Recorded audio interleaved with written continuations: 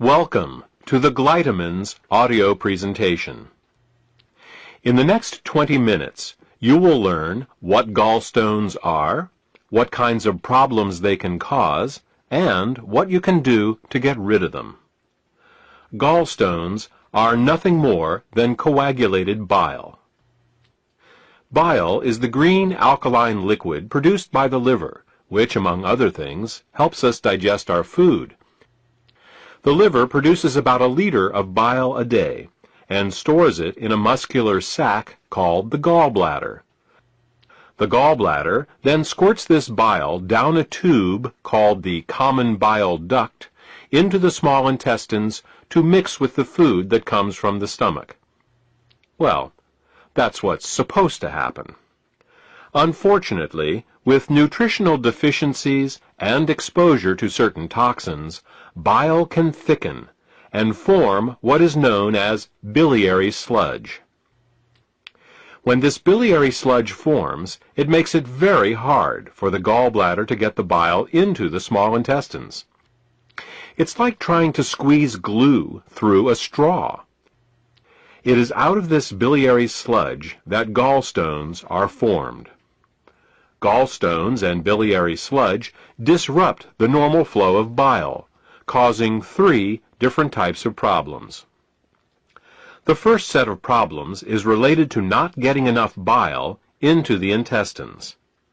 The second set of problems occurs when toxins, unable to leave the body through the bile, back up and accumulate in the liver and the bloodstream. The third set of problems occurs when the bile, unable to get into the intestines, backwashes into the pancreas and liver. Let's start with the first set of problems and consider what happens when the bile becomes too thick or full of stones to reach the intestines in required amounts. The first thing that bile does in the small intestine is to neutralize the acidity of the food coming out of the stomach. In order to disinfect and digest the food that we eat, the stomach secretes hydrochloric acid. Did you ever wonder why the stomach doesn't digest itself? It's because the stomach has a special mucus layer that protects it from this hydrochloric acid. But the small and large intestine have no such protection. Instead, they rely on bile. Bile is a very alkaline substance, and when it comes into contact with the acidic food from the stomach, the acids are neutralized. If bile can't get into the small intestine in required amounts due to biliary sludge and gallstones, then stomach acids in the food are never fully neutralized. They can cause acid burns along the entire length of the small and large intestines, all 30+ feet of them. We experience this as indigestion, heartburn, ulcers, and all manner of digestive complaints. In essence, we are digesting our own intestines. The next thing that bile does in the intestine is to emulsify the fats and oils in the food that we eat. Emulsification is the process by which fats and oils are made water-soluble. To understand emulsification, think of soap. It's next to impossible to rinse grease off a dish with just plain water. But if you put a drop of soap on the dish, the grease washes right off. That's because soap is an emulsifier. It's what allows fats and oils to mix with water. Bile is the body's natural emulsifier, and it is what allows us to digest the fats and oils we eat. Without this emulsification process, essential fats, oils, and all the fat-soluble vitamins we eat become very difficult to absorb. Without adequate bile in the intestines, a person can end up suffering from malnutrition, regardless of the quality and or quantity of the food that they eat. If eating fats and oils gives you indigestion, or if you have difficulty with food absorption, it could be due to biliary sludge or gallstones. The next thing that bile does in the intestines is to stimulate Peristalsis. Peristalsis is the rhythmic, wave-like motion of the intestinal muscles that moves the food through our digestive tract. If you don't get enough bile into your intestines, you're bound to be constipated, no matter how much fiber you eat. Some people have the misfortune of experiencing alternating constipation and diarrhea. This can be a very confusing experience, but the cause can be quite simple. Without sufficient bile, the hydrochloric acid-rich, partially digested food just sits in the intestines with no peristalsis. Thus, a person becomes constipated, but at the same time his or her intestines are being burned. When enough acids build up, and the intestines can't take it anymore, they purge themselves with a bout of diarrhea. Then, with the acids evacuated, the process starts all over again. If you are experiencing problems with constipation, diarrhea, or both, biliary sludge and gallstones could be the thing the bile does as it moves through the intestines is to balance the immune system. When most people think of the immune system, they think of white blood cells floating through the bloodstream. But over 1/2 of the immune system is actually located in the intestines. The job of the immune system in the intestines is much more difficult than that in the bloodstream. Infections only rarely make it into the blood, but every day our intestines are exposed to millions of parasites, bacteria, and fungi. Because the intestinal immune system is continually at war with these microbes, it is much easier for it to become overly aggressive and start to attack our own tissue. What bile does is to regulate the intestinal immune system, helping to prevent it from becoming overly aggressive and causing autoimmune disorders. If you're suffering from a gut-related autoimmune disorder, it may be because of a blockage of bile flow. The last thing that bile does in the intestines is to kill parasites and candida. Tests show that even the healthiest person still has some degree of parasitic and fungal infection. While there are many antiparasitic and antifungal remedies available in the marketplace, most of them are mildly toxic and therefore unsuitable for daily use. If, however, your bile flow is healthy, then you have a built-in defense against parasites and candida. Well, that about covers what bile does to maintain the health of the intestines, and what happens when bile can't get into the intestines in proper amounts due to the presence of biliary sludge and gallstones. Now, let's turn our attention to what happens when biliary sludge and gallstones cause toxins to back up into the bloodstream. Just as the kidneys remove water-soluble toxins from our bodies, the liver removes fat-soluble toxins from our bodies by putting them into the bile. If the bile gets clogged up due to biliary sludge and/or gallstones, then the fat-soluble toxins can't get out, and they start to build up in the body. One of the first signs that bile is backing up is an increase in cholesterol. This happens because the only way cholesterol can leave the body is through the bile. Impaired bile excretion causes cholesterol levels to rise. It's that simple. In addition to the levels of cholesterol rising, bilirubin levels can also begin to rise. If they get to be bad enough, you can see the whites of a person's eyes, and sometimes their skin, take on a yellow tint. The technical term for this is jaundice. While an increase in cholesterol and bilirubin levels in the body is easy to recognize, the accumulation of other toxins is not. Literally thousands of toxins and chemicals are processed by the liver for removal through the bile each day. When gallstones and biliary sludge prevent these toxins from leaving the body, they begin to accumulate in the bloodstream and the tissues causing all sorts of problems. Dissolving gallstones in biliary sludge is an often overlooked but vitally important part of any detoxification program. The last problem we will discuss, that is caused by bile backing up into the bloodstream, has to do with immune function. As we said earlier, bile plays an important role in the immune system of the intestines by keeping it from becoming overly aggressive. Unfortunately, what's good for the immune system of the intestines is terrible for the rest of the body.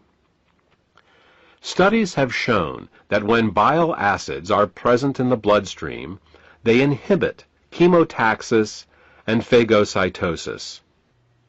These are fancy words for how well white blood cells can locate, move towards, and swallow infectious microbes.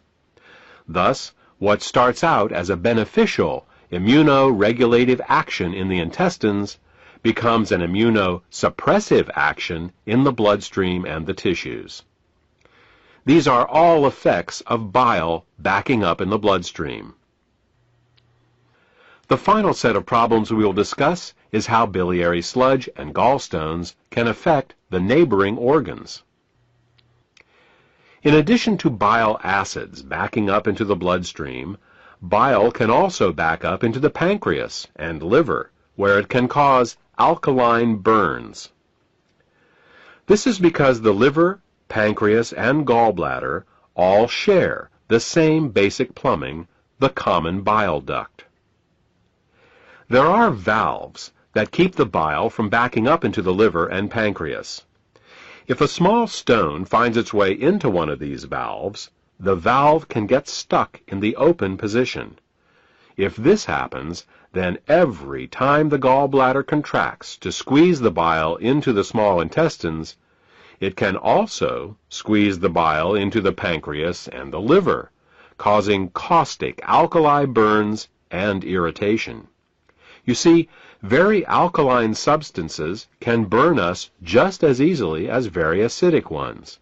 And with a pH of 9.5, bile is very alkaline.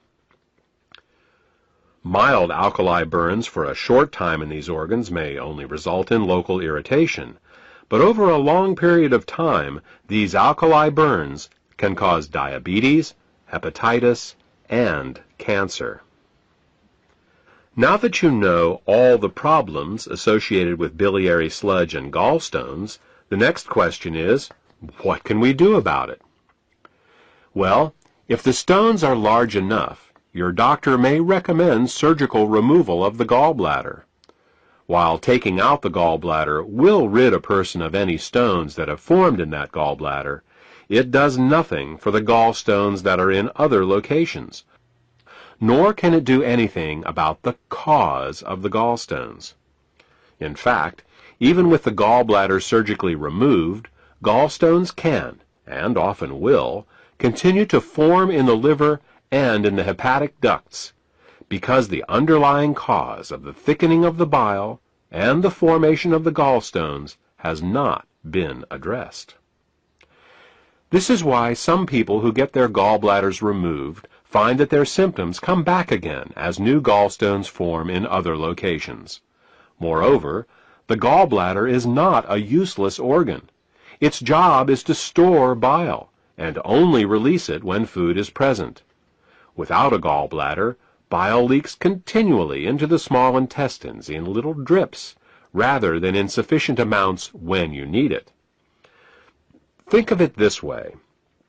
Imagine if one day you came home and found that your plumber removed all the faucets in your house. In their place, he just left the pipes, sticking out of the walls, slowly dripping water. Without the faucet's ability to control water flow, not only would you be wasting water when you didn't need it, but you wouldn't be able to get enough when you did. Surgically removing the gallbladder is exactly like removing the faucets from your house. Another option is to do something called a liver gallbladder flush. This typically involves drinking water with Epsom salts for several hours to relax the gallbladder, and then drinking a glass of olive oil mixed with lemon juice. While this flush will often result in hundreds of small green stones going into the toilet the next day, up to 12 of these flushes is usually needed to get all the stones out. And no matter how many flushes you do, 2 weeks after your last flush, you're back to making more biliary sludge and gallstones, because again, the cause of these problems was not addressed. We said at the beginning of this presentation that the causes of biliary sludge and gallstones were nutritional deficiencies and toxicity. Let's talk more about that now. There are 3 ingredients that the body uses to dissolve biliary sludge and gallstones and to keep the bile in liquid form. They are the amino acids glycine and taurine and phosphatidylcholine. As long as these ingredients are available, bile will stay liquid, but the moment they are in short supply, biliary sludge and gallstones will start to form. The problem is that in addition to keeping the bile healthy, these 3 ingredients are also used for detoxification. Glycine and taurine are involved in a detoxification process called peptide conjugation, and phosphatidylcholine is used in a detoxification process called methylation. Now, if we were only exposed to toxins once in a while, it wouldn't be a problem. But in today's world, we are chronically exposed to toxins. As a result, we end up being continually deficient in these 3 ingredients. Take chlorine, for example. As a disinfectant, chlorine is one of the great public health success stories of the 20th century. When it was first used to purify water in the early 1900s, typhoid fever, cholera, and dysentery virtually disappeared from the U.S. But there is a price to pay for using it. Chlorine is very irritating to the body, so it must be detoxified. And the only way chlorine can be detoxified is with glycine and taurine. Since we are exposed to chlorine compounds with every glass of water we drink and every shower we take, it's easy to see how our glycine and taurine levels are lowered every day. Adrenaline and noradrenaline are 2 other examples. These 2 hormones are created every time we experience fear or anger. While they are useful in emergencies, if they stay in the body for more than a short time, they can cause terrible damage. Methylation is the pathway the body uses to get rid of both adrenaline and noradrenaline. One of the main methyl donors for the methylation pathway in the body is phosphatidylcholine. Thus, the more stressed we are, the lower our levels of phosphatidylcholine become.